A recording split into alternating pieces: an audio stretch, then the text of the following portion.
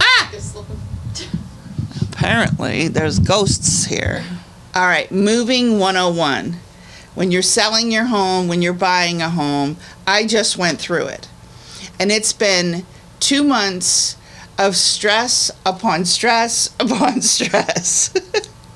So I'm going to take you through the steps, my personal steps of selling my home and moving. And actually right now I'm in a little bit of limbo, but I've actually sold my home and I've purchased my new home. I'm about ready to go on vacation, so praise the Lord. All right, so let's start with step one. Number one, I was not looking for a home.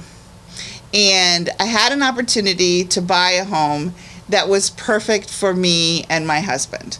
And it was a ranch-style home. We weren't looking.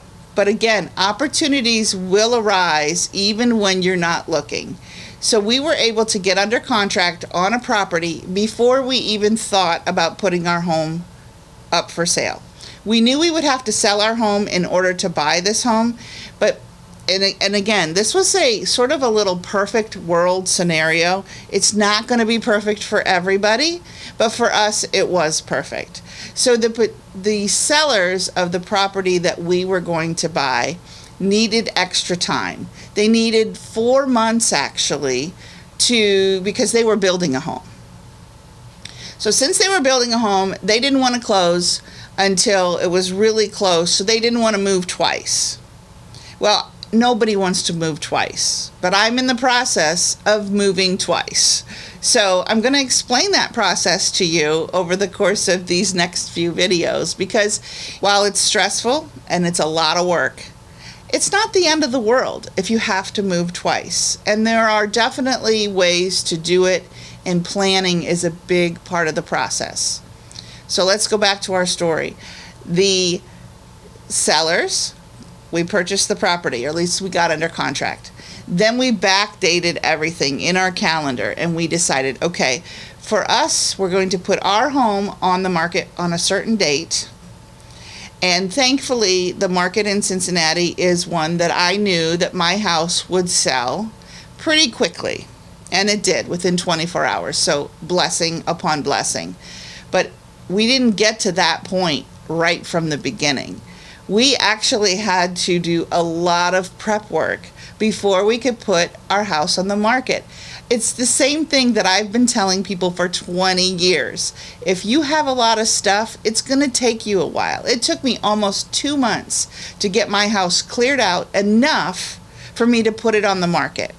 And then in that process, we were not only clearing out 20 years worth of stuff, we actually also had to do some minor fixes. We had to do some painting of our exterior.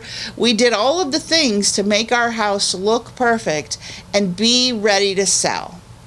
A lot of people think you don't have to do all that work anymore, but you absolutely should if you want the highest price.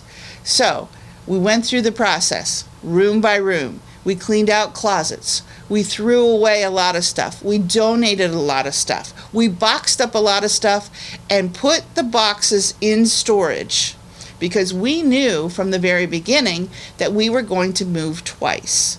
We were going to have a mover take all of the big stuff and put it into storage, while my husband and I, we went through and we took all of the little stuff. We boxed up the items that we knew that we didn't need. All of our winter clothes we weren't going to need, and we put them in storage. So we moved a lot of boxes ahead of time, and then the movers, they actually moved all of the big stuff. So, and that's what's in storage. And you think, how much is that going to cost, Michelle? Well, there is a cost associated with the double move. There's no question about it. There's a lot of physical labor involved. At least there was for us. Thankfully, we have some friends and family who were able to help us with some of the physical moving of the boxes ahead of time into the storage unit. But again, it's a process. And when you work with a real estate agent, it is important to talk to them about the process. I can help you with that. Like I said, we bought the house first, or at least went under contract. We didn't buy it yet at that point.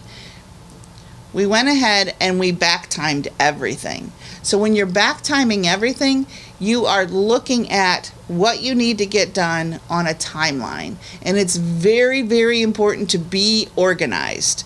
So when I'm talking to you as a seller and you have a timeline and you have an idea of when you want to put your home on the market, let's back everything up. How long is it going to take you to go through, let's just say your lower level, and get rid of years and years worth of stuff? Are you going to get a dumpster? Some people will actually get a dumpster and throw away a lot of stuff. Not a bad idea. We're downsizing, so we needed to get rid of a lot of stuff. I'm not a dumpster girl because I love, if it has life, I want to donate it. I want to sell it. I want to reuse it. I want to recycle. I want all of those things to happen. But not everything that we have and that we've saved over the years is worth anything. So we had to be really realistic with our planning purposes. So step one, we identified a home. We got under contract. We had time between the closing and the sale of our property. So that all worked out really, really well.